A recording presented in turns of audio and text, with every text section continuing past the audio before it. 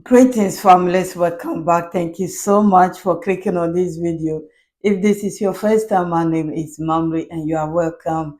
My families, thank you for your contributions, for your support on this channel. God bless you all.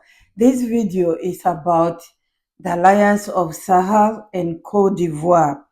Recently, we have seen the tension that is going on between these three, or let's say two countries, and some of these foreigners are moving to mobilize the opposition. I will not call them opposition, but the other part of the Sahel, or the people that disagree with the alliance of Sahel.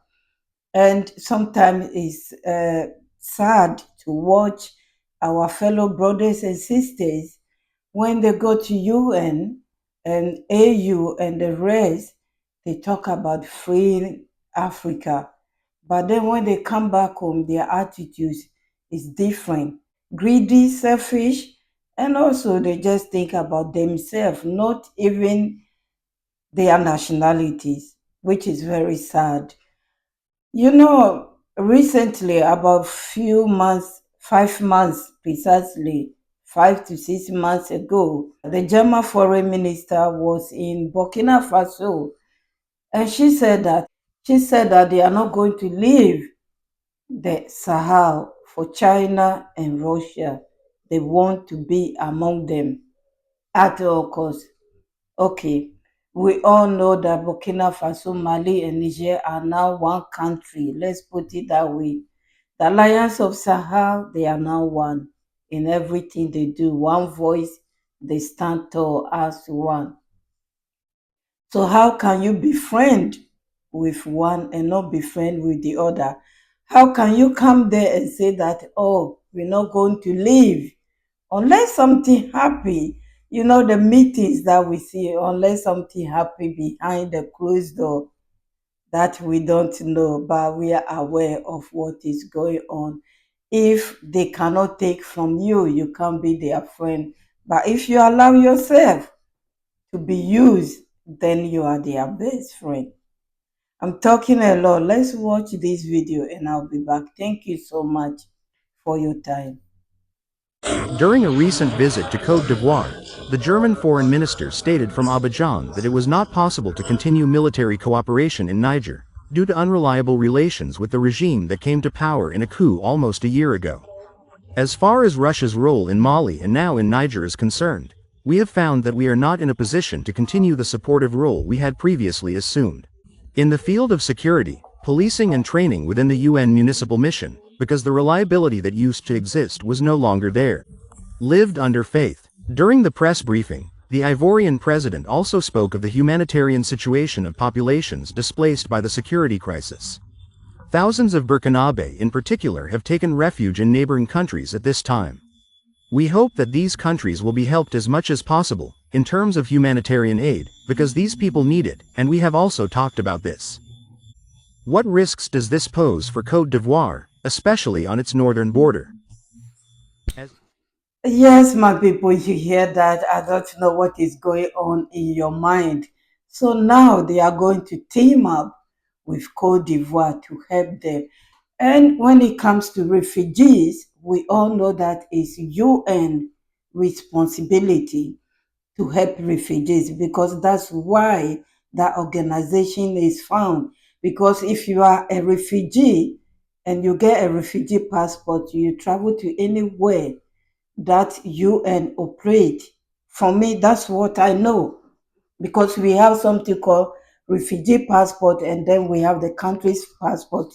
Unfortunately, they don't normally give that passport out regularly like they do, because it has a lot of weight than any ordinary passport.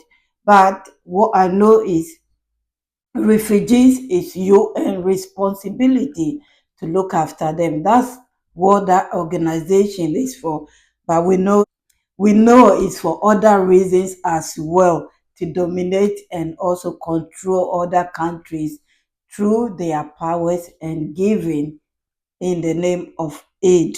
So he is calling for help because they have 60,000 Burkina refugees in that country. I'm sure it's not only Burkina based, there might be Malians and the rest, and it imposed risks for them. I'm sure you understand when he used the risks that imposed on them. Apart from feeding them, it imposed risks on them. I don't think Burkina Faso or the AES country members or anyone population will post any risks to them. But I understand where he's coming from. Like the other people that are chasing them will come there and act. So we need help, and not only humanitarian help, we need the other help as well. He also did something that I was not expecting, but it was good.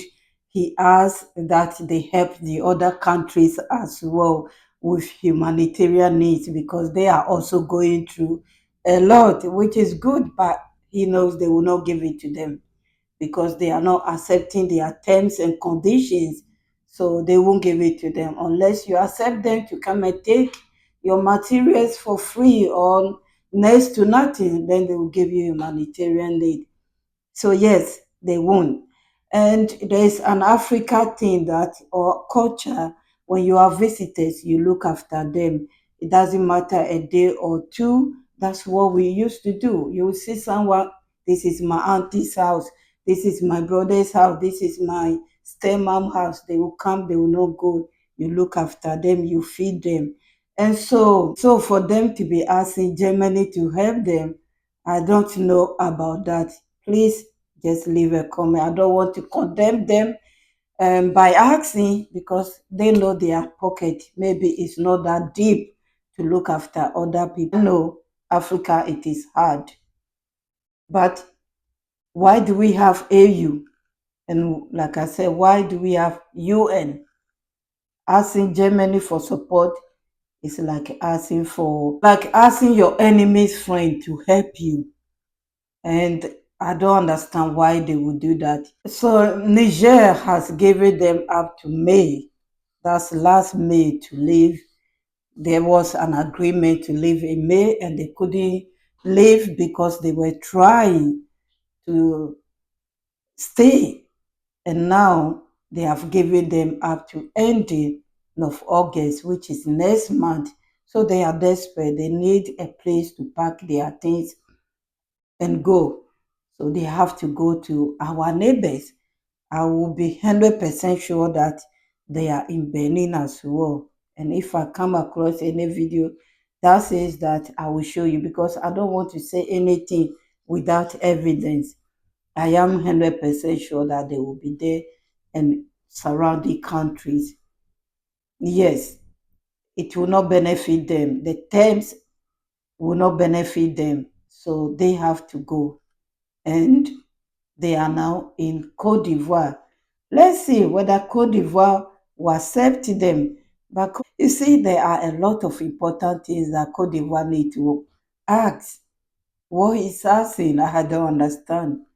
You know? Anyway, let's listen to the last video and I'll end this here. Thank you so much for your time. Leave comment what you think about this. God bless you all. Thousands of Burkinabe in particular have taken refuge in neighboring countries at this time. We hope that these countries will be helped as much as possible, in terms of humanitarian aid, because these people need it, and we have also talked about this. What risks does this pose for Cote d'Ivoire, especially on its northern border? As you know, we are already receiving more than 60,000 refugees from Burkina, and this is a heavy burden on the Ivorian economy.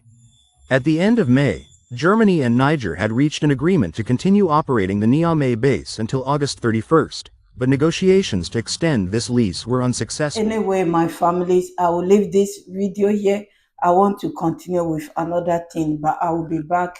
I don't want this video to be long. God bless you all. If this is your first time, please consider subscribing. If you know what I'm doing here, I bring out or react on anything concerning Africa. And today, once again, we are in the Sahel, so you will see this face more. today. Thank you so much. God bless you. See you soon. Bye bye.